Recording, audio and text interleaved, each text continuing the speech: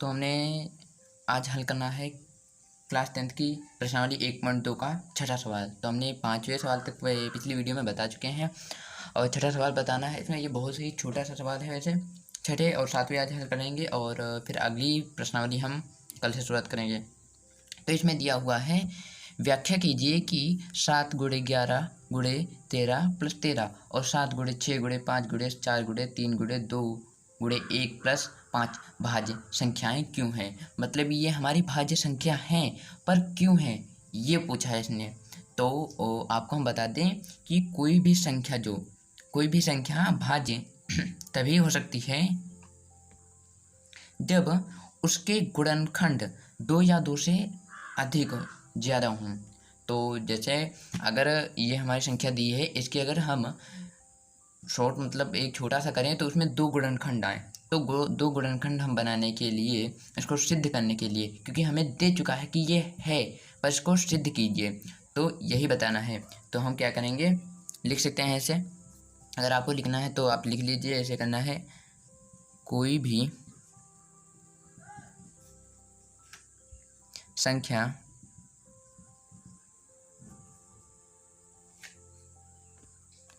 भाज्य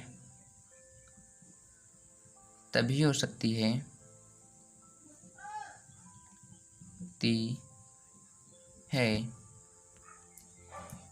जब उसके गुणनखंड 2 या 2 से ज़्यादा हों। ये ज़रूर लिख लीजिए, क्योंकि आप ये सिद्ध कर रहे हैं ना, तो इसके लिए आपको ये लिखना ज़रूरी है। तो पहली संख्या हमारी कौन सी है, तो हम यहाँ लिख लेंगे पहली संख्या हमारी कितनी है, 7 गुणे 11 गुणे 13 प्लस 13। तो हम क्या करेंगे, इसमें से 13 दो बार आए, जो मतलब कि चलो 13 बाहर निकाल लेते, जो मतलब 2 बार आए उसको निकाल लेंगे बाहर, तो 13 आ गया। कोई भी संख्या निकाल लेते हैं, पर हमें 2 संख्या एक साथ मिल जाती हैं तो हम उसको निकालने में आसानी हो जाती है। तो 13 को निकालिए, तो हमारे अंदर कितने बचे, 7 गुणे 11 प्लस 1, इतने बचे हैं। देखो 7 को 7 लीजिए, 11 11 हो गया, और ये 1 होगा तो 1 11 करना 11 हो गया, और 13 को निकाले तो 1 बचा। ठीक, तो फिर इसको 13 फिर 11 सत्ते 77 हो गया, 1 78 हो गया। तो यहाँ पर हमारे कितने आ गए, 78। तो हम अब यहाँ लिख देंगे, हम 2 गुणनखंड हैं। देखो हमारे 2 गुणनखंड बन चुके हैं, तो इसलिए लिख सकते हैं 2 गुणनखंड हैं, अतः यह एक भाज्य है। हमारी दूसरी संख्या कौन सी है, हम पहले को सिद्ध कर चुके हैं, अब दूसरे वाले को सिद्ध करना है। तो इसमें दिया है दूसरी, हमारी लिख लेंगे दूसरी संख्या कितनी है, 7 गुणे 6 गुणे 5 गुणे 4 गुणे 3 गुणे 2 गुणे 1 प्लस 5। तो इसमें हमारे देखिए लिख सकते हैं 2 5 5 बार 2 आए, यानी कि हमारे एक से अच्छे अंक लेने से 2 एक में आ जाएंगे। तो हम यहाँ पर क्या करेंगे, 5 ले लेंगे कॉमन। तो इसमें 7 गुणे 6 गुणे 4 गुणे 3 गुणे 2 और प्लस का 1 ये है, और ये 5 था तो प्लस ये 1 हो गया।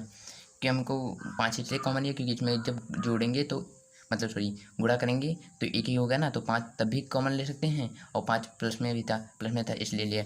तो ये 5 हो गया, इसको हम गुणा करेंगे तो हमारा गुणा करने पर आएगा 7 छंग 42 को 42 कर लेंगे, और इधर हो गया 4 3 12 12 दूनी 24 1, चलो इधर गुणे 24 कर देते हैं पहले, प्लस 1 हो गया। यहाँ पर आए 5 42 और 24 की गुणा करने पर हमारे आएंगे 1008 प्लस ये 1 हो गया। तो यहाँ आ गए 5 गुणे 1 कितने हो गए, ये हो जाएंगे हमारे 1009। तो यहाँ पर हम लिखते हैं 2 गुणनखंड हैं, अतः यह एक क्या है, भाज्य है। तो हमारा ये छठा क्वेश्चन हो गया है। अब हम 7वां क्वेश्चन हल करेंगे। तो हमने 7वां क्वेश्चन नोट कर लिया है, जिसमें बताया गया है किसी खेल के मैदान के चारों ओर एक वृत्ताकार पथ है। इस मैदान का एक चक्कर लगाने में सोनिया को 18 मिनट लगते हैं, जबकि इसी मैदान का एक चक्कर लगाने में रवि को 12 मिनट लगते हैं। मान लीजिए वे दोनों एक ही स्थान और एक ही समय पर चलना प्रारंभ करके एक ही दिशा में चलते हैं। कितने समय बाद वे पुनः प्रारंभिक स्थान पर मिलेंगे? यानी कि अर्थात कि कोई एक मैदान है जो कि वृत्ताकार पथ है। इस मैदान का एक चक्कर लगाने में, जो सोनिया एक लड़की है और एक रवि लड़का है, सोनिया को एक चक्कर लगाने में 18 मिनट लगते हैं, जबकि रवि को एक चक्कर लगाने में 12 मिनट लगते हैं। तो मान लीजिए अगर वे दोनों एक साथ दौड़ना प्रारंभ करते हैं तो वे अपने मूल स्थान पर कितने समय बाद एक साथ मिलेंगे?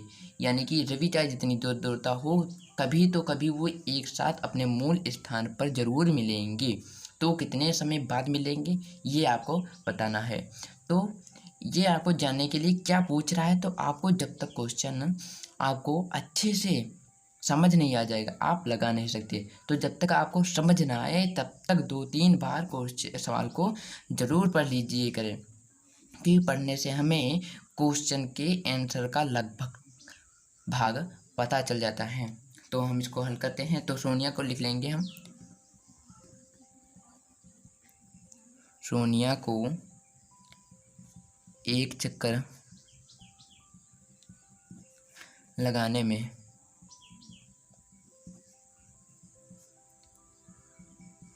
लगा समय कितना है? बराबर 18 मिनट। जबकि रवि को एक चक्कर लगाने में लगा समय कितना है? ये समय हमारा लगा 12 मिनट। ठीक, तो इसलिए हम अब क्या करेंगे, हमको इसका मतलब ये एक साथ कब मिलेंगे, तो यानी कि इनको लासा में करना है। अगर हम लासा से करेंगे तो हमारा आंसर आ जाएगा। इसलिए तो हम क्या करेंगे, इसीलिए लिखेंगे, आपको ज़रूर लिखना है। इसलिए हम इन दोनों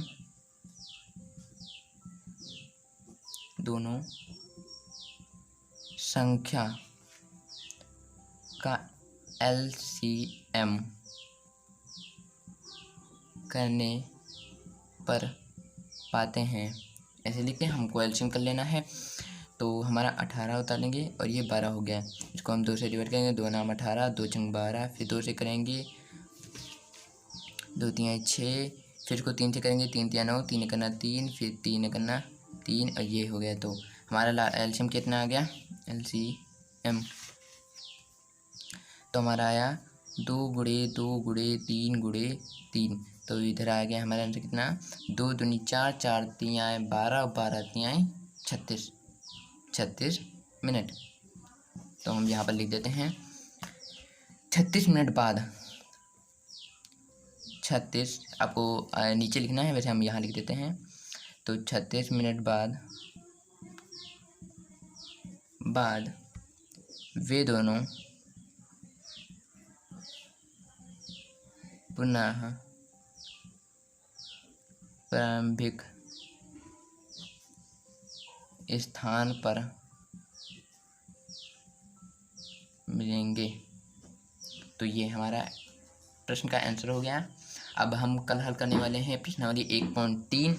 तो आप पहले इसका रिवीजन कर लेना एक बार 1.2 का, और फिर आप 1.3 का वीडियो देखना। और वीडियो से पहले खुद करने की कोशिश करना। वैसे पहला सवाल बताएंगे और दूसरा सवाल आप खुद करने की कोशिश उसमें की करना। और इसको भी जब तक आप लगा ना लें अच्छे से तब तक मत छोड़ना।